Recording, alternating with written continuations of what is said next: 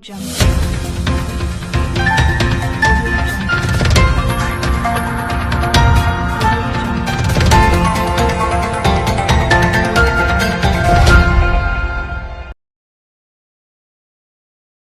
News കാലാവസ്ഥാ വാർത്തയിലേക്ക് സ്വാഗതം.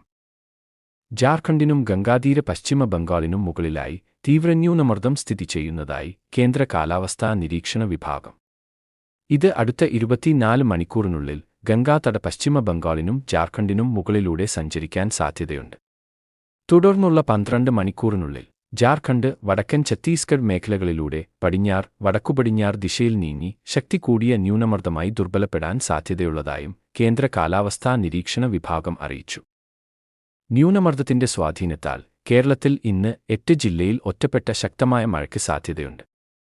ആയതിനാൽ തിരുവനന്തപുരം മുതൽ തൃശൂർ വരെയുള്ള ജില്ലകളിൽ യെല്ലോ അലർട്ട് പ്രഖ്യാപിച്ചു.